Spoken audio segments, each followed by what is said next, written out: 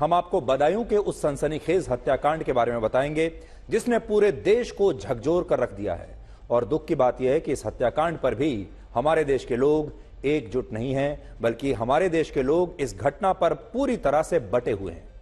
सबसे बड़ी बात यह है कि इस समय सोशल मीडिया पर इस घटना को लेकर ऐसे कई दावे किए जा रहे हैं जो गलत हैं और भ्रामक हैं। इसलिए हम आपसे कहेंगे कि सोशल मीडिया पर बहुत सारी बातें चल रही हैं और आप तक बहुत सारी जानकारी पहुंच रही है जो हो सकता है कि वो सही ना हो। इसलिए ऐसी जानकारियों पर बिना पुष्टि के यकीन न करें। और इसीलिए आज सबसे पहले हम आपको इस हत्याकांड की पूरी कहानी बताते हैं और इसके फैक्ट्स बताते हैं कि हुआ क्या है। इस मामले में जो एफआईआर दर्ज हुई है, उस एफआईआर के मुताबिक यह घटना 19 मार्च की है, जब उत्तर प्रदेश के बदायूं में साजिद और जावेद नाम के दो आरोपियों ने दो छोटे बच्चों की गला रेतकर हत्या कर दी। और यह पूरी घटना शाम को 7:30 बजे के आसपास हुई। और जिन दो बच्चों की इन लोगों ने गला रेतकर हत्या की है, उनमें एक बच्चे का नाम आयुष था जो 13 वर्ष का था और दूसरे बच्चे का नाम आहान था और इसकी उम्र थी सिर्फ 6 साल।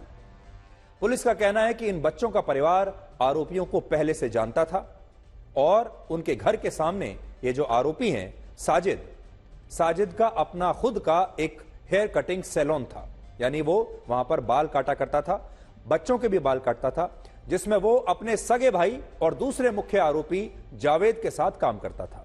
जबकि इस हत्याकांड में मारे गए बच्चों की मां संगीता देवी ने भी अपने घर में एक ब्यूटी पार्लर खोला हुआ था और साजिद और उसका भाई जावेद पहले भी कई बार संगीता देवी के घर आकर ये कह चुके थे, कई बार उनके घर आ चुके थे और उनके बच्चे भी आरोपियों से अच्छी तरह से परिचित थे। यानी जो दोनों परिवार हैं ये एक दूसरे को अच्छी तरह से जानते थे, घर पर आना जाना था।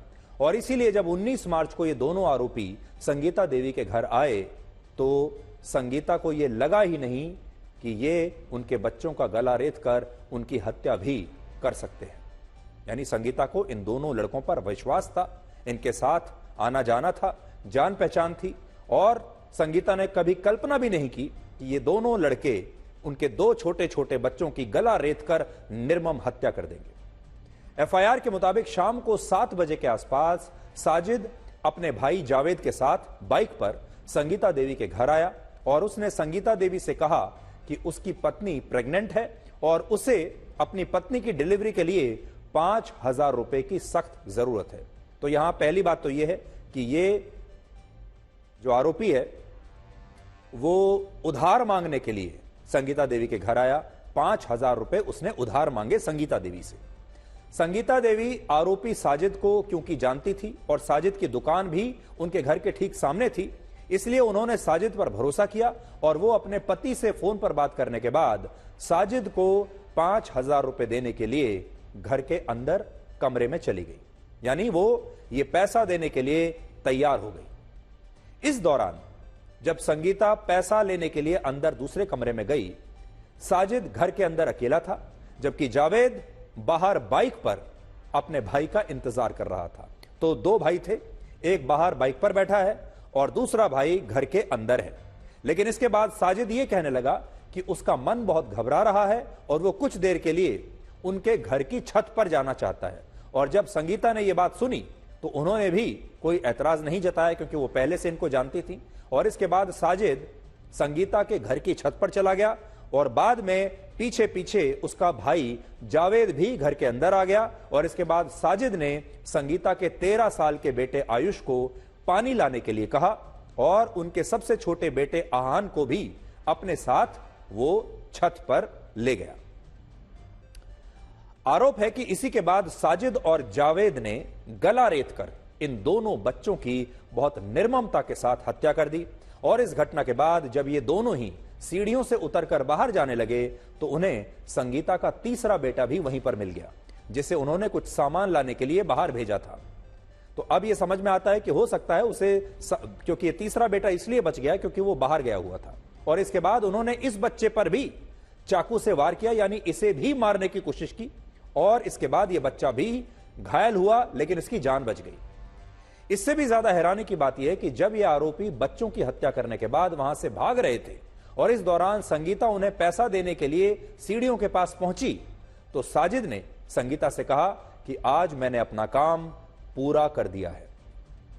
अब जब संगीता ने आरोपियों के कपड़े खून से सने हुए देखे तो वो जोर जोर से चिल्लाने लगी। वो डर गई और इसके बाद आस पड़ोस के लोग संगीता के घर के पास इकट्ठा हो गए और ऐसा दावा है कि उन्होंने साजिद और जावेद को पकड़ भी लिया और पुलिस को भी इसकी सूचना दे दी गई। बाद में पुलिस ने इन आरोपियों का पीछा किया, जिसमें साजिद नाम का आरोपी पुलिस के साथ हुए एनकाउंटर में मुठभेड़ में मारा गया, जबकि दूसरा आरोपी जावेद फरार हो गया। हालांकि यहां इस पूरी घटना में 4 बातें बहुत महत्वपूर्ण हैं। पहली बात यह कि शुरुआती जांच में ऐसा बताया गया था कि साजिद ने बच्चों का गला रेतने के लिए एक उस्तरे का इस्तेमाल किया। अच्छा, उस्तरे का इस्तेमाल इसलिए आया होगा क्योंकि इन दोनों की एक हेयर कटिंग सैलून था, ये बाल काटने का काम करते थे और इनके पास उस्तरा जरूर रहा होगा इनकी दुकान पर। लेकिन अब पुलिस का कहना है कि यह हत्या उस्तरे से नहीं की गई, बल्कि इस हत्या के लिए उस चाकू का इस्तेमाल हुआ जो कसाई की दुकानों पर इस्तेमाल होता है। दूसरा, अब तक इस बात का खुलासा नहीं हुआ है कि साजिद और जावेद ने इन बच्चों की हत्या क्यों की और इस घटना के पीछे असली मकसद क्या था। संगीता देवी और उनके पति विनोद का कहना है कि उनकी आरोपी साजिद और जावेद से कोई दुश्मनी नहीं थी। कभी भी उनका साजिद से ऐसा कोई विवाद नहीं हुआ जिसकी वजह से साजिद उनके बच्चों की हत्या करने के बारे में सोचता भी। लेकिन यह घटना हुई है और इसीलिए अब पुलिस को भी यह बात समझ में नहीं आ रही कि इन बच्चों की हत्या का असली कारण क्या हो सकता है। तीसरी बात, पुलिस का कहना है कि साजिद के पास एक पिस्टल थी, लेकिन पुलिस अभी यह नहीं बता पा रही कि जब साजिद पिस्टल लेकर आया था तो उसने चाकू से बच्चों का गला रेतकर हत्या क्यों की और इस गन का इस्तेमाल क्यों नहीं किया। चौथी बात यह पता चली है कि साजिद ने संगीता से झूठ बोला कि उसकी पत्नी प्रेग्नेंट है और उसे अपनी पत्नी की डिलीवरी के लिए 5,000 रुपए उधार चाहिए। साजिद की पत्नी ने खुद इस बात का खुलासा किया है कि वो प्रेग्नेंट नहीं है और उनके इस बयान से ऐसा लगता है कि साजिद ने बहुत ही सुनियोजित तरीके से इस हत्याकांड की साजिश को रचा, संगीता से झूठ बोला और शायद वो किसी बात को लेकर नफरत से भरा हुआ था, शायद किसी बात का बदला लेना चाहता था। ने कहा कि जो है आप अस्पताल में एडमिट हैं और बच्चे के आप आगे आ जाइए। हाँ हाँ, 15 दिन से है, हमारी लड़की में खुद पहुंचाए गए। ये साजिद की सास है, बेटी की माँ है ना? क्या ये बेटी की तबीयत खराब है? ना, सही है हमारी बेटी तो। साजिद ने वहाँ पे कहा क्या उसकी पत्नी की तबीयत खराब है, प्रेग्नेंट थी, उसको आज डिलीवरी होनी है, इसलिए 5,000 रुपए मांगे। ना, बेटी हमारी जठड़ी है। अच्छा, उनको राज नहीं को पता है, हमें क्या पता। हमारी बेटी हमारे जो और हम ही हैं। अब आपको संगीता देवी और उनकी सास का बयान सुनवाते हैं जो इस घटना के समय घर पर मौजूद थी और उनका कहना है कि इलाके के लोगों ने घटना के बाद साजिद को पकड़कर पुलिस के हवाले कर दिया था, जबकि पुलिस का कहना है कि साजिद और जावेद दोनों ही घटनास्थल से फरार होकर पास के जंगल में छिप गए थे, जहां पुलिस उनकी लोकेशन को ट्रेस करके पहुंची और बाद में साजिद पुलिस के साथ एक एनकाउंटर में मारा गया। अभी काम से आए, मैं बोलो बेटा, बोला मुझे 5,000 रुपये जरूरत है, पैसे तो है हमारे पास, वो कल दे देंगे आप। तो हम कोई बात ना, मैंने तुरंत अपने हस्बैंड को फोन किया, इन्होंने कहा दे दो, कोई बात नहीं, वो अच्छे इंसान है, हम चलो। फिर बोला भाभी 9 बजे का, रात के 11 बजे का टाइम दिया और मैं बताऊंगे तभी जाऊंगे ऊपर। बोला कि मुझे टाइम नहीं कट रहा है। तो हमने कोई बात नहीं बेटा, यहाँ बैठ जाओ, आपको चाय पिला दें। चाय बनाए तो वो गया, आई उसको बुला के ऊपर चला गया। बालक उसे जानते हैं तो वो चले गए। तो छोटा वाला भाग के आया वहाँ, उसे उसके अंगूठा में दोनों को तब तक उसने मार दिया। हम चिल्लाते रहे, किसी की आवाज ही नहीं आई। खून खच्चड़ होते बिल्कुल आके मेरे घर पे लीजिए जी रखा। छोटा बीच वाला भाग के आया कि अम्मा देखो क्या हुआ। जब मैंने देखा, ऊपर ना पहुंच पाई, देखे तो वो जावेद एक छुरी लेकर ऐसे खड़ा था, ऐसे करके ऊपर से। फिर मैंने बाहर से गेट बंद कर दिया, अंदर ही पकड़ लिया। पुलिस वालों को फोन किया, वो बाहर वालों ने, मैंने कहा अरे जल्दी आओ जल्दी आओ। पुलिस वाले गए, उसे पकड़ के लाए और नीचे बैठा। तब तो मैं 2-3 चप्पल उसके मारी, झूठ को बोलूंगा। हाँ, 2-3 चप्पल मेरे पास खो था नहीं, मैं तो वही मारती। मैं मेरे कत्ल हो गए, मैं भी कर देती कत्ल। वो मिला नहीं मेरे पास, तो पुलिस वाले मेरे यहाँ से नीचे से उसे ले गए पकड़ के। संगीता देवी का कहना है कि भीड़ ने आरोपी साजिद को खुद पकड़कर पुलिस को सौंप दिया था। लेकिन अब आप पुलिस का बयान सुनिए, जिसका यह कहना है कि साजिद और जावेद भीड़ से बचकर भाग गए थे और जब पुलिस ने उनका पीछा किया तो साजिद ने पुलिस पर गोली चलाकर भागने की कोशिश की और बाद में पुलिस की जवाबी कार्रवाई में साजिद इस एनकाउंटर के दौरान मारा गया। वो 7:30 बजे पहुंचा इनके घर पे और सीधा छत पे चला गया जहां बच्चे खेल रहे थे। वहां उसने बच्चों पे अटैक किया, 2 बच्चों की हत्या कर दी। एक बच्चा वहां से भाग गया, हल्का सा घायल हुआ और वहां से निकल करके वो चला गया। रास्ते में भीड़ ने उसको पकड़ने की कोशिश की लेकिन वहां से वो निकल के भाग गया। सूचना मिलती ही पुलिस ने फिर मौके पे आकर के स्थिति को संभाला और फिर चूंकि वो भाग गया था तो उसके पीछे पुलिस की टीमें लगाई गई और इवेंचुअली 1-2 घंटे के बाद जब वो शेखुपुर के जंगल में देखा गया तो वहां पुलिस ने उसने रोकने का प्रयास किया। पुलिस पार्टी पर उसने फायर किया, जवाबी फायर में उसकी मृत्यु हो गई। ये बताया गया कि जो है आरोपी उसको फैमिली वालों ने बंद कर लिया था अंदर। उसके बाद आप क्या प्रकरण हुआ, कैसे भागा वो आपकी गिरफ्त से? देखिए वो पूरी डिटेल में मैं आपको शेयर करूंगा क्योंकि मैं थोड़ा जल्दी में हूँ। वो आरोपी जो था वो उसने जो है इन बच्चों की हत्या की थी और हत्या की थी बाद पुलिस पे उसने फायर किया। पुलिस ने अपने बचाव में उस पर जवाबी फायर किया है जिसमें उसको गोली लगी और उसकी मृत्यु हो गई है। मेडिकल के दौरान ये हुआ है। चलिए ठीक है, ओके। इस समय पर उस जंगल के रास्ते पर हैं और ये रास्ता एक पुल के दूसरी तरफ आपको शहरी इलाके को जोड़ता है और यहाँ से ग्रामीण इलाका शुरू हो जाता है। ये रास्ता है, ये सीधे जो जा रहा है ये ग्रामीण इलाके को जोड़ता है और इसी थोड़े से एक चेक के बाद, एक थोड़े से इलाके के बाद यहाँ पर बस्तियां भी शुरू हो जाती हैं। यानी कि पुलिस जो कह रही थी कि हमने सुनसान इलाके में साजिद को एनकाउंटर हुआ, साजिद भागने की कोशिश कर रहा था, उसने फायरिंग की जिसमें एक इंस्पेक्टर को भी गोली लगी और उस फायरिंग में पुलिस की फायरिंग से साजिद मारा गया।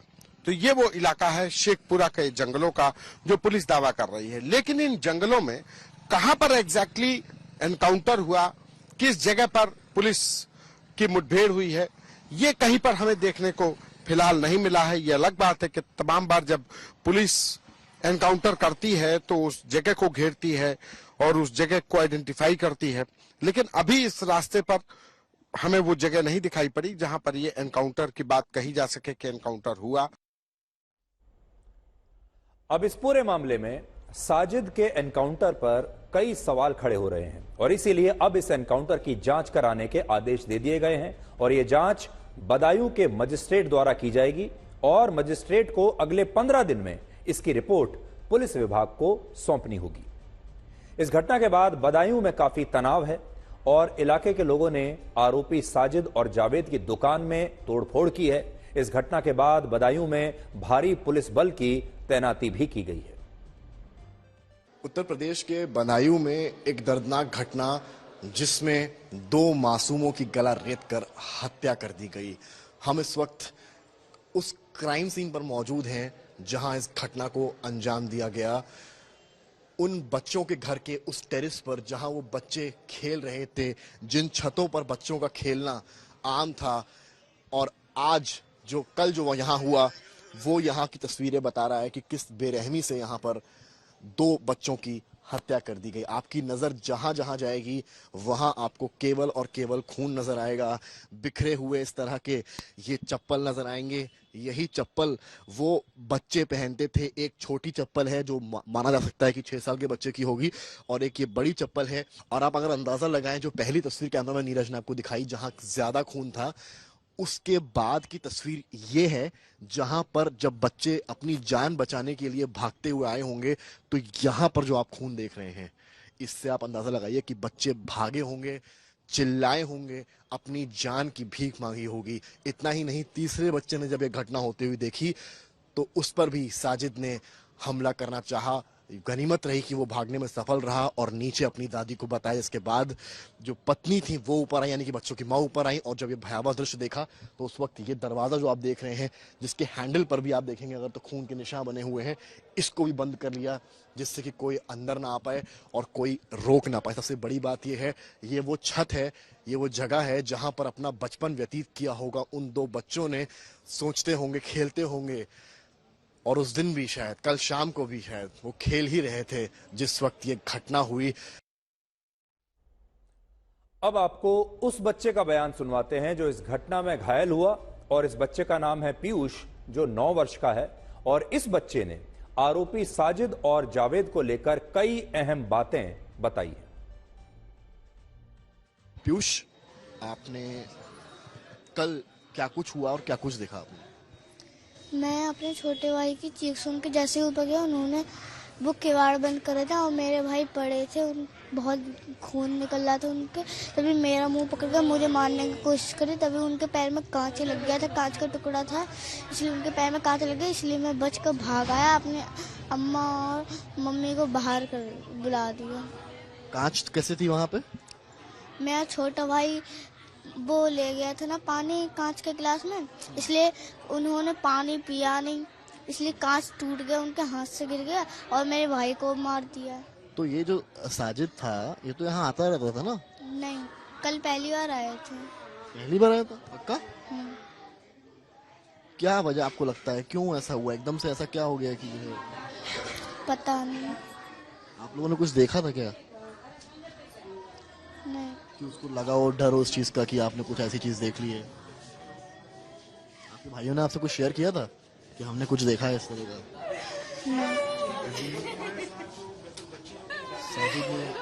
साजिद ने आपसे कुछ कहा? नहीं। वो चिल्ला रहा था साजिद मारते हुए? चिल्ला नहीं रहे, चुपचाप मार रहा। आपको जब देखा तब मुझे पकड़ लिया। हाँ? मुझे पकड़ लिया। पकड़ लिया था? कैसे पकड़ा था? मुंह बंद करके। फिर आप भागे कैसे? उनके पैर में कांच लग गया था ना, तभी वो ऐसे अपने पैर पकड़ लिए, तभी मैं बचकर भाग गया। तो देखिए, 3 भाई थे, छोटे वाले भाई की हत्या हो गई और बड़े भाई की भी हत्या हो गई, और जो बीच वाला जो भाई था ये बच गया, और इसलिए बचा क्योंकि ये बाहर गया हुआ था। और मारने की कोशिश तो इसे भी हुई थी, लेकिन इसकी किस्मत अच्छी थी कि ये बच गया। उसी का बयान अभी हम आपको सुना रहे थे। इस मामले में साजिद के परिवार ने दावा किया है कि साजिद पर किसी ऊपरी चीज का साया था और वो किसी की बात सुनता नहीं था, और अब पुलिस ने साजिद और जावेद के पिता और चाचा को भी पूछताछ के लिए हिरासत में ले लिया है, और जावेद पर 25,000 रुपए का इनाम पुलिस ने घोषित किया है। हाँ, नाम तो अब क्या बताएं साहब। तो साजिद ने मिट्टी डाल लिया था वो तो घर पे। हम घर आए तो उनकी माँ और जाके ढूंढ रहे थे कि किसी से लड़ाई हो गई है, तो हम भी भागे, हमने ढूंढ के लाना किससे हो गई, क्या बात हो गई। तो अड्डा पास ढूंढ ढांड के हम घर बैठ के आए के थोड़ी देर बाद पता लगे कि क्या नाम वो तो ऐसे ऐसे बात हो गई। हम तो बहुत परेशान हैं, मगर जावेद बेकसूर है, जो काम है साजिद के ही है। जावेद होला ना, जावेद घर है, जावेद हुआ हेलो ना। तो साजिद नशा वगैरह करता था क्या? नशा पहले कऊ कर लेता हुआ, मगर जहाँ पे हवाई तो ये जारतों में खेला कूदा बहुत, तो जाकर दिमाग को चक्कर खा जाता। अब ना मालूम भैया कैसा था भाई। गलत करा, क्या करेंगे, इसको तो दुनिया भी गलत कहेगी। वो ऐसा मतलब गुस्सैल था, क्या था, आपको क्या लगता है क्या वजह रही, उसने क्यों मारा बच्चों? वो जिद्दैल था, वो घर वालों की बात नहीं मानता था, अपने मम्मी पापा की बात नहीं मानता था। ये तो कहते थे कि लल्ला ऐसा ना, अरे अभी मैं मर जाऊंगा, तो उससे ये बात ज्यादा नहीं करते थे। मंगलवार को दुकान बंद करके चला आया, बंद तो रहती थी, चला आया। फिर शाम को पता नहीं किसी ने बुलाया ऐसा या क्या हुआ। एनकाउंटर में मारा गया आरोपी साजिद इंस्टाग्राम पर ज्यादा एक्टिव नहीं था, लेकिन उसने अपनी दुकान का एक वीडियो जरूर डाला हुआ है जिसमें वो एक बच्चे के साथ नजर आ रहा है, और ऐसा बताया जा रहा है कि साजिद बच्चों से काफी बातें करता था और उसकी दुकान पर आने वाले ज्यादातर ग्राहक अपने बच्चों के बाल साजिद से ही कटवाते थे, और जिन बच्चों की गला रेतकर साजिद ने हत्या की उन बच्चों के बाल भी साजिद ही काटा करता था, लेकिन कल उसने इन बच्चों के बाल नहीं बल्कि गला काटकर, गला रेत कर उनकी हत्या कर दी। हम आपको डीएमके का चुनावी घोषणा पत्र दिखाएंगे जिसने देश भर में एक नई बहस छेड़ दी है। और डीएमके से अब यह सवाल पूछा जा रहा है कि क्या वो तमिलनाडु को भारत से एक अलग राज्य या देश मानती है। और कांग्रेस से भी यह सवाल पूछा जा रहा है कि क्या वो डीएमके द्वारा दिए गए इन चुनावी वादों से सहमत है। डीएमके ने अपने घोषणा पत्र में कुल मिलाकर 12 बड़े वादे किए हैं और यह कहा है कि अगर देश में विपक्ष के इंडिया गठबंधन की सरकार बनी तो वो इन चुनावी घोषणाओं को देश भर में लागू कराएगी। और ये चुनावी घोषणाएं क्या हैं, अब आप जरा ध्यान से देखिएगा क्योंकि ये बहुत महत्वपूर्ण है। घोषणा पत्र में पहला वादा यह है कि देश में इंडिया गठबंधन की सरकार बनने पर लोगों को 1 लीटर पेट्रोल 75 रुपए में मिलेगा और 1 लीटर डीजल की कीमत 65 रुपए हो जाएगी और एक एलपीजी गैस सिलेंडर की कीमत 500 रुपए से ज्यादा नहीं होगी। यानी पेट्रोल के दाम कम होंगे, डीजल के दाम कम होंगे और एलपीजी सिलेंडर के दाम भी कम हो जाएंगे। पेट्रोल 75 रुपए लीटर, डीजल 65 और एलपीजी सिलेंडर आपको 500 रुपए से ज्यादा महंगा नहीं मिलेगा।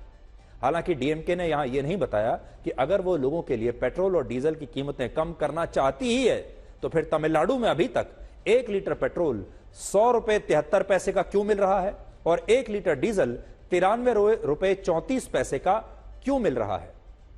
और डीएमके क्या लोगों को यह बताएगी कि उसे पेट्रोल और डीजल पर मिलने वाले वैट से 20,000 करोड़ रुपए की आमदनी होती है और अगर वो चाहे तो पेट्रोल और डीजल के दाम तो वो आज भी घटा सकती है। चाहती पिछले महीने घटा सकती थी, पिछले साल घटा सकती थी। जब से उनकी सरकार है वो जब चाहे पेट्रोल और डीजल के दाम घटा सकते थे, लेकिन क्योंकि उन्हें ज्यादा पैसा कमाना है टैक्स के रूप में, इसलिए उन्होंने अपने राज्य में जो दाम है वो बहुत ऊपर करके रखे हुए हैं। हम एक तुलना आगे चलकर आपको बताएंगे, दिखाएंगे कि तमिलनाडु में इस समय पेट्रोल डीजल के क्या दाम हैं और दूसरे राज्यों में क्या है।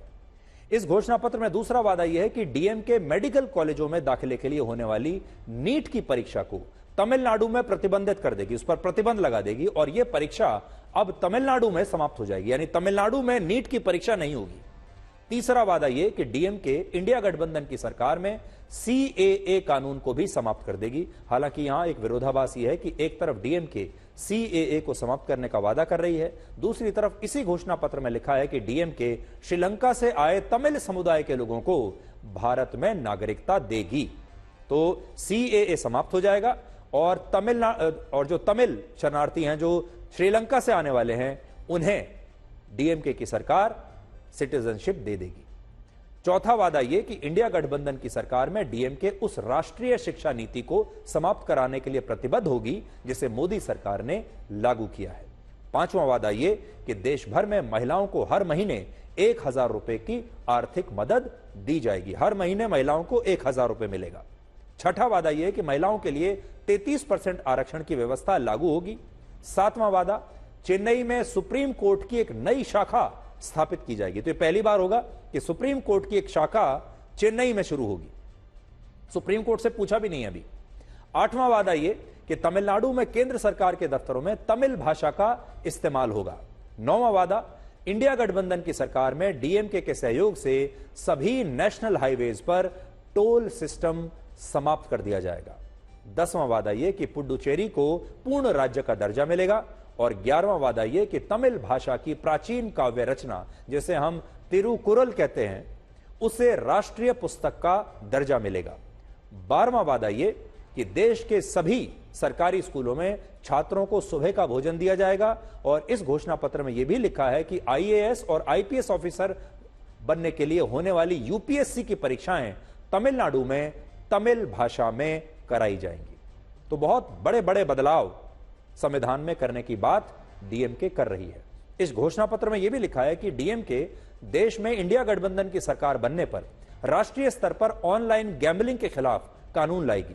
लेकिन सोचिए कितनी अजीब बात है कि जो डीएमके पार्टी ऑनलाइन लॉटरी और गैम्बलिंग का बिजनेस करने वाली फ्यूचर गेमिंग कंपनी से 509 करोड़ रुपए के चुनावी बॉन्ड्स लेती है, वही डीएमके देश में इंडिया गठबंधन की सरकार आने पर ऑनलाइन गैम्बलिंग के खिलाफ एक कानून लाने का वादा भी करती है। अब देखिए, डीएमके ने अपने घोषणा पत्र में यह लिखा है कि वो ये सारे वादे देश में इंडिया गठबंधन की सरकार बनने पर लागू कराएगी। और इंडिया गठबंधन की सबसे बड़ी कोई और नहीं बल्कि जो सबसे बड़ी पार्टी है वो कोई और नहीं बल्कि कांग्रेस पार्टी है। और इसीलिए अब कांग्रेस को यह स्पष्ट करना चाहिए कि वो अपने सहयोगी दल डीएमके के चुनावी घोषणा पत्र से सहमत है या नहीं। कांग्रेस को यह बात तो बतानी ही पड़ेगी कि जो कुछ डीएमके ने लिखा है इंडिया गठबंधन की सरकार बनने के नाम पर, क्या कांग्रेस उससे सहमत है? क्या कांग्रेस ये सब काम करने के लिए तैयार होगी? और इंडिया गठबंधन में जो बाकी के सहयोगी दल हैं उन्हें भी ये स्पष्ट करना होगा कि क्या वो डीएमके की इस विचारधारा से उसके साथ सहमत हैं या नहीं। ये बात हम इसलिए भी कह रहे हैं क्योंकि डीएमके तमिलनाडु की एक क्षेत्रीय पार्टी है और लोकसभा की वहां कुल मिलाकर 39 सीटें हैं। पिछली बार 39 में से सबसे ज्यादा 21 सीटें डीएमके ने जीती थी। और सोचिए, अगर इस बार डीएमके को इससे भी ज्यादा सीटें मिल गईं तो डीएमके इंडिया गठबंधन के लिए बहुत जरूरी पार्टी बन जाएगी। और जब वो गठबंधन के लिए एक जरूरी पार्टी होगी जिसके बिना सरकार बन ना पाए, इतनी जरूरी, तो सोचिए उसके लिए इन चुनावी वादों को देश में लागू करवाना कितना आसान हो जाएगा। You have the 64-page manifesto here. It seems more like the manifesto for across India than Tamil Nadu. Because it's an election for across India, it is a parliamentary election, so that is why we focus more on national issues. कब चुनाव आता है, हमेशा भाषा विषय पकड़ करके vote इकट्ठा करने के लिए डीएमके हमेशा कोशिश करता है, अभी भी ऐसा कोशिश कर रहा है। दूसरा, उसको मैनिफेस्टो में संविधान का बदलाव का विषय जोड़ा है, वो गंभीर से देखने का जरूरत है। आपको बताते हैं कि पंजाबी गायक सिद्धू मूसेवाला की हत्या के 2 वर्ष के बाद उनकी मां ने आईवीएफ तकनीक से एक बच्चे को जन्म दिया है, लेकिन अब इसे लेकर एक विवाद हो गया है।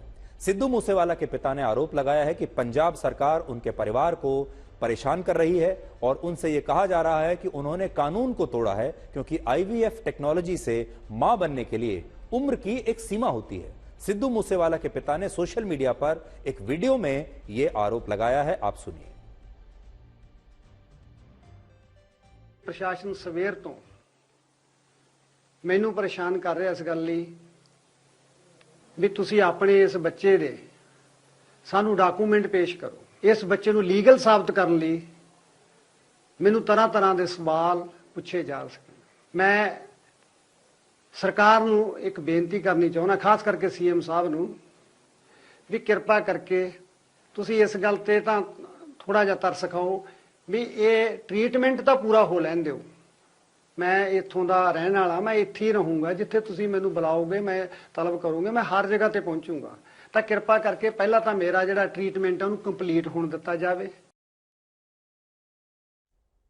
लेकिन सिद्धू मूसेवाला के पिता के इस आरोप के बाद पंजाब की जो सत्ताधारी पार्टी है, आम आदमी पार्टी, उसने कहा है कि पंजाब सरकार ने यह पूछताछ केंद्र सरकार के कहने पर की क्योंकि केंद्र सरकार ने पंजाब सरकार से इस बारे में एक रिपोर्ट मांगी है। आम आदमी पार्टी ने सोशल मीडिया पर केंद्रीय स्वास्थ्य विभाग की एक चिट्ठी पोस्ट की है जिसमें लिखा है कि विभाग को मीडिया से यह पता चला कि सिद्धू मूसेवाला की मां चरण सिंह ने 58 वर्ष की उम्र में आईवीएफ के जरिए एक बच्चे को जन्म दिया है, जबकि इस तकनीक से सिर्फ 21 से 50 वर्ष की महिलाएं ही मां बन सकती हैं। तो अब सवाल यह है कि आईवीएफ तकनीक को लेकर हमारे देश का कानून आखिर क्या कहता है। पंजाब में आज तक के संवाददाता मंजीत सहगल ने चंडीगढ़ में डॉक्टर नुपुर शर्मा से बात की है। पंजाब में जैसे आपने पॉइंट आउट किया सर, नशाखोरी काफ़ी बढ़ती जा रही है क्योंकि पंजाब इज़ अ स्टेट जहाँ पे मनी इनफ्लो काफ़ी आया है। तो इस वजह से भी जो यूथ के पास है, they have become rendered kind of jobless and they have lot of money.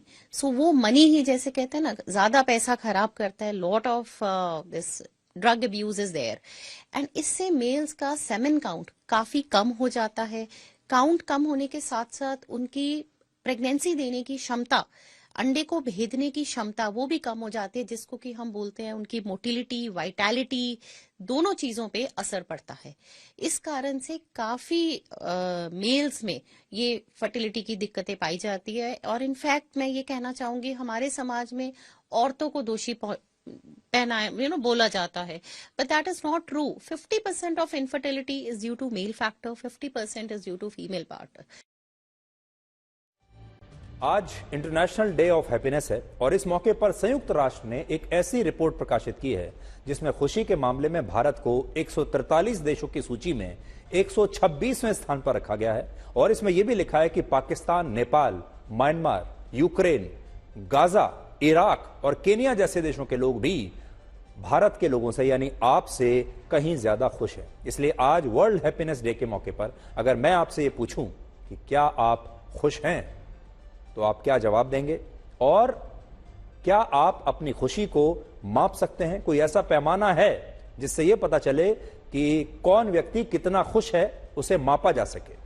तो जो रिपोर्ट आई है वर्ल्ड हैप्पीनेस डे की, जो इंडेक्स आया है खुशी का, इस रिपोर्ट में चीन को 60वें नंबर पर, इराक को 92, नेपाल को 93, फिलिस्तीन 103, यूक्रेन 105, पाकिस्तान 108, कीनिया 114, म्यांमार 118वें स्थान पर है। जबकि हमारे देश भारत को इस सूची में इन देशों से भी काफी नीचे 126वें स्थान पर रखा गया है। और ये रिपोर्ट कहती है कि भारत के लोग पूरी दुनिया में शायद सबसे कम खुश हैं। और यह बात काफी हैरान करने वाली है। आप खुद सोचकर देखिए, जिस यूक्रेन में पिछले 2 वर्षों में युद्ध की वजह से 31,000 लोग मारे जा चुके हैं, जिस गाजा पर इजराइल हर दिन 10,000 से ज्यादा बम और मिसाइल दाग रहा है, जिस पाकिस्तान की आधी आबादी भूखमरी के संकट से गुजर रही है, जिस म्यांमार में सेना के शासन की वजह से हजारों लोगों को जेल में बंद करके रखा गया है, उन पर अत्याचार हो रहा है, उन देशों के लोगों को भारत से ज्यादा खुशहाल और समृद्ध बताया गया है। और जिस भारत का जीडीपी ग्रोथ रेट फिलहाल अमेरिका, ब्रिटेन, फ्रांस, रशिया और चीन से भी ज्यादा है, और जो दुनिया की 5वीं सबसे बड़ी अर्थव्यवस्था है, जिस भारत में पिछले 10 वर्षों से राजनीतिक स्थिरता के साथ सामाजिक स्थिरता भी है, वहां भी इस रिपोर्ट के हिसाब से लोग दुखी हैं। लेकिन इसके बावजूद संयुक्त राष्ट्र को लगता है कि भारत के लोग पाकिस्तान के लोगों से, गाजा के लोगों से, यूक्रेन और म्यांमार के लोगों से कम खुश हैं। और इन देशों की तुलना में हमारा देश ज्यादा समृद्ध नहीं है। अगर इस रिपोर्ट को आप पढ़ेंगे तो ऐसा ही लगता है और इस रिपोर्ट पर विश्वास नहीं किया जा सकता। अब इस सवाल पर आते हैं कि संयुक्त राष्ट्र की इस रिपोर्ट में खुशी को किस आधार पर मापा गया है, क्योंकि अभी दुनिया की बड़ी बड़ी यूनिवर्सिटीज और मेडिकल जर्नल्स यही मानते हैं कि दुनिया में अब तक कोई ऐसी टेक्नोलॉजी नहीं बनी जो 100% यह बता सके कि कोई व्यक्ति कितना खुश है भी या नहीं। और बहुत सारे वैज्ञानिक यह भी मानते हैं कि खुशी आपकी कमर के साइज की तरह नहीं है जिसे किसी इंच टेप से नापा जा सके। लेकिन संयुक्त राष्ट्र का कहना है कि उसने ऐसा किया है और इसी के आधार पर उसने दुनिया के 143 देशों की एक वर्ल्ड हैप्पीनेस रिपोर्ट तैयार की है। लेकिन इस रिपोर्ट की हकीकत क्या है, अब आप वो देखिए। संयुक्त राष्ट्र के मुताबिक इस रिपोर्ट को बनाने के लिए किसी भी देश की खुशी को 6 आधारों पर मापा जाता है, जिनमें पहला आधार होता है जीडीपी पर कैपिटा का। इसमें देखा जाता है कि किसी देश में प्रति व्यक्ति कितना उत्पादन होता है और इन्हीं आंकड़ों को आधार बनाकर इस रिपोर्ट में यह पता लगाया जाता है कि कौन सा देश कितना समृद्ध है। लेकिन बाकी के जो 5 फैक्टर्स हैं उनका पता लगाने के लिए सर्वे किया जाता है। तो एक तो जीडीपी हो गया। जीडीपी तो एक ऐसी चीज है जो आप आंकड़ों के जरिए किसी भी देश का पता लगा सकते हैं कि जहां की जीडीपी कैसी है।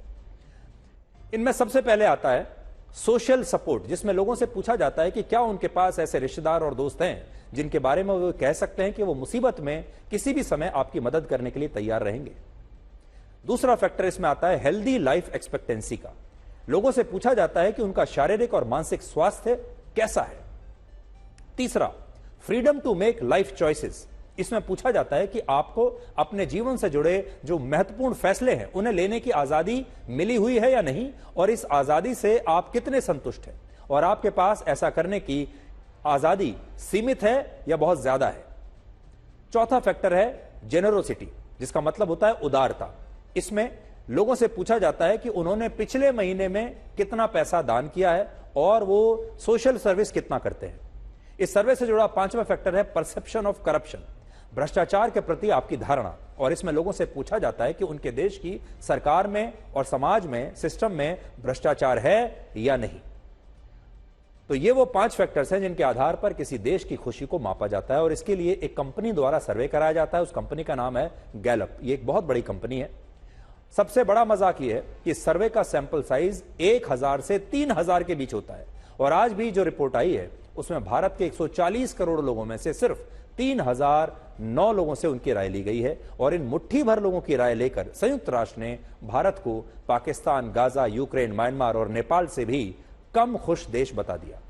आप खुद सोचिए, जिस सर्वे में भारत के 0.0002% लोगों की राय ली गई है, वो सर्वे भारत के 140 करोड़ लोगों की वास्तविकता कैसे बता सकता है। और इसीलिए हमें लगता है कि रिपोर्ट बिल्कुल सही नहीं है और इसमें बहुत सारी खामियां हैं। इस रिपोर्ट के मुताबिक फिनलैंड, डेनमार्क, आइसलैंड, स्वीडन और इजराइल दुनिया के 5 सबसे खुशहाल देश हैं।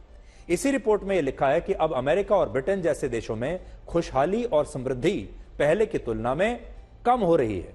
अमेरिका पिछले साल इस इंडेक्स में, इस रैंकिंग में 16वें नंबर पर था और अब वो 23वें नंबर पर आ गया है। ब्रिटेन पिछले साल 17वें नंबर पर था और अब 20वें नंबर पर आ गया है। इस रिपोर्ट में सबसे बड़ी बात यह है कि दुनिया में 60 या उससे ज्यादा उम्र के लोग सबसे ज्यादा खुश हैं, ऐसा इसमें लिखा है, जबकि 30 वर्ष या उससे कम उम्र के युवा अपने जीवन से ज्यादा खुश और संतुष्ट नहीं है। और जिन देशों में युवा सबसे कम खुश हैं, उन देशों की सूची में अमेरिका अब और भी नीचे आ गया है। ऐसे देशों की सूची में अमेरिका 62वें नंबर पर है। और इसीलिए जो युवा अमेरिका जाकर वहां बसने का सपना देखते हैं, वो इससे ये समझ सकते हैं कि अमेरिका में रहने वाला युवा वहां की जिंदगी से खुश नहीं है। और अमेरिका ही नहीं बल्कि पश्चिम के लगभग सभी विकसित और अमीर देशों के युवाओं की यही स्थिति है। और इन देशों के युवा इस समय एक मिड लाइफ क्राइसिस से गुजर रहे हैं, और मिड लाइफ क्राइसिस इनके जीवन में बहुत अब कम उम्र में ही आ रही है। और यह एक ऐसी स्थिति होती है जो आर्थिक रूप से संपन्न देश हैं, जिन देशों की दुनिया में सबसे अच्छे देशों में गिनती होती है, वहां पर तनख्वाहें बहुत अच्छी हैं, जो लोग शारीरिक रूप से स्वस्थ हैं, उन्हें कोई बीमारी भी नहीं है, जो दुनिया के सबसे सुरक्षित देशों में रहते हैं, जहां अपराध भी बहुत कम है। लेकिन इसके बावजूद इन देशों के युवाओं में आत्महत्या की घटनाएं बढ़ रही हैं, डिप्रेशन की घटनाएं बढ़ रही हैं, इन्हें नींद नहीं आ रही, ये नौकरी के लगातार दबाव में रहते हैं, डिप्रेशन में रहते हैं और नशा करते हैं, शराब भी बहुत पीते हैं। और इसी मिड लाइफ क्राइसिस की वजह से इन देशों के युवा अब खुश नहीं हैं। यहां बात सिर्फ इन देशों के युवाओं की नहीं है। असल में दुनिया में ज्यादातर लोग बड़ी गाड़ी, बड़े बंगले, बैंक बैलेंस को ही खुशी का ईंधन मान लेते हैं। अगर हमें यह मिल जाए तो हम खुश हो जाएंगे। सच यह है कि इन भौतिक वस्तुओं से आपको कुछ पल के लिए तो खुशी मिलती है, लेकिन यह खुशी स्थायी नहीं होती और ये चीजें आपके व्यक्तित्व में कभी खुशहाली नहीं जोड़ती। ये सच्ची खुशी नहीं है। आज अगर आप ये जानना चाहते हैं कि खुशी क्या है और खुश रहने के लिए क्या करना चाहिए, तो आप श्रीमद् भगवद गीता से इसकी प्रेरणा ले सकते हैं। गीता में भगवान श्री कृष्ण ने 3 प्रकार के सुख और खुशी के बारे में बताया है। भगवान श्री कृष्ण कहते हैं कि पहला सुख वो है जो तामसिक है और जो इंसान को आलसी और कमजोर बनाता है। जिन लोगों को ज्यादा देर तक सोने में, परिश्रम न करने में, कर्म करने से बचने में प्रसन्नता मिलती है, वो लोग अपने जीवन में तामसिक सुख तक ही सीमित रहते हैं। और ये तामसिक सुख ऐसे लोगों को आलसी और कमजोर बना देता है। लेकिन बहुत सारे लोग इसी को सुख मानते हैं कि हम सारे दिन सो सकते हैं, हमें कोई काम ना करना पड़े, हम ऐसे ही सोते रहें, आलस्य में पड़े रहें, यही उनके लिए सुख है। दूसरा सुख होता है राजसिक सुख, जिसमें खुशी और प्रसन्नता भौतिक वस्तुओं से मिलती है। जैसे आपके पास बड़ा बंगला है, बड़ी गाड़ी है, आपके पास लेटेस्ट मोबाइल फोन खरीदने के लिए पैसा है, बैंक बैलेंस है, सब कुछ है आपके पास, आप जो चाहे वो खरीद सकते हैं, इससे आपको प्रसन्नता मिलती है। या फिर कई बार आपको नई नौकरी मिली है, नई प्रमोशन मिली है, तनख्वाह बढ़ गई है, इससे भी खुशी मिलती है। और वो खुशी और वो सुख राजसिक सुख कहलाता है। और यह सुख भी स्थायी नहीं होता। और लोग इस बात को समझ ही नहीं पाते कि किसी भी चीज को खरीदने की खुशी या आपकी तनख्वाह बढ़ने की खुशी सिर्फ कुछ क्षण के लिए ही होती है और फिर यह गायब हो जाती है। दुनिया में ज्यादातर लोग इसी राजसिक सुख को असली सुख और खुशी मानकर बड़ी बड़ी गाड़ियां, बंगले, भौतिक वस्तुएं खरीदने के लिए पैसा, और इसी के लिए वो जीवन जीते हैं, मेहनत करते हैं और जब ये सब उन्हें मिल भी जाता है तो वो हमेशा के लिए खुश नहीं रह पाते, क्योंकि उन्हें इससे रासिक सुख की प्राप्ति होती है जो अस्थायी है। और ये सुख आने के बाद ये दुख भी आ जाता है कि कहीं ये सुख चला ना जाए। इस बात की चिंता भी आ जाती है कि कहीं ये बंगला चला ना जाए, कहीं ये पैसा खत्म ना हो जाए।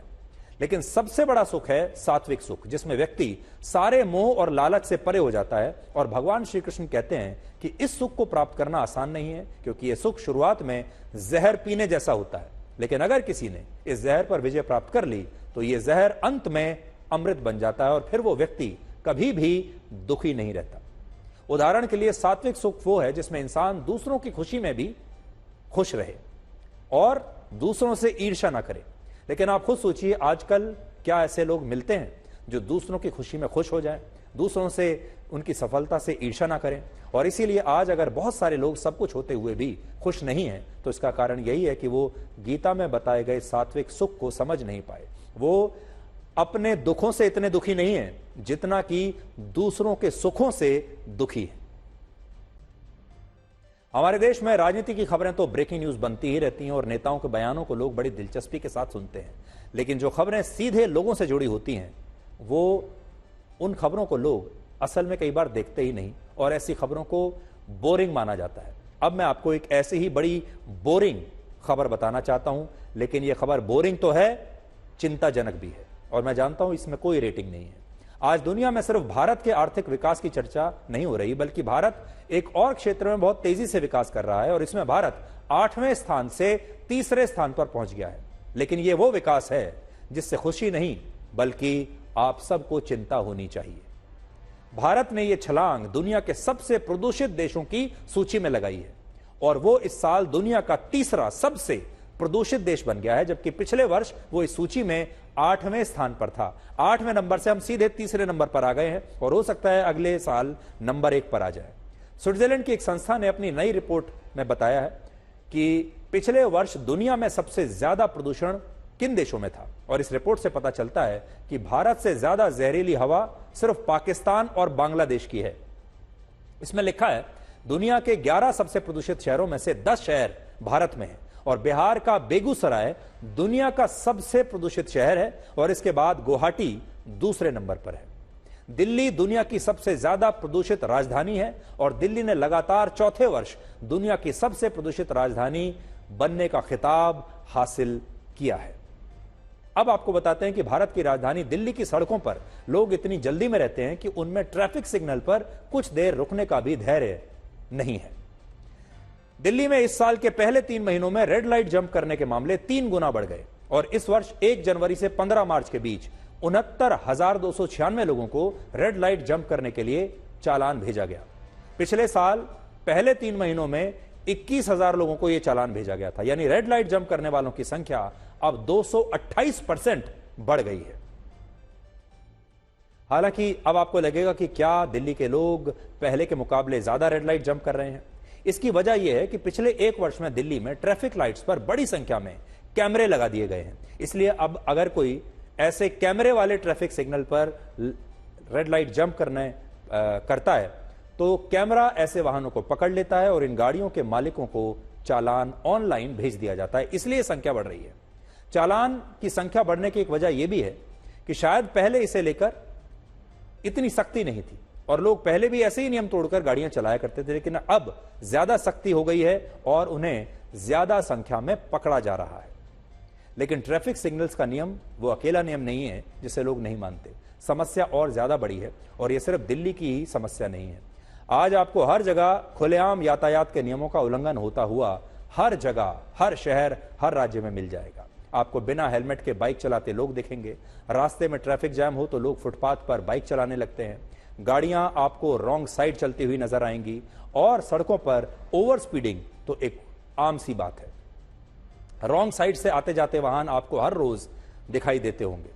बसों और ऑटो में क्षमता से अधिक यात्रियों को बैठाना भी हमारे देश में एक आम बात हो गई है।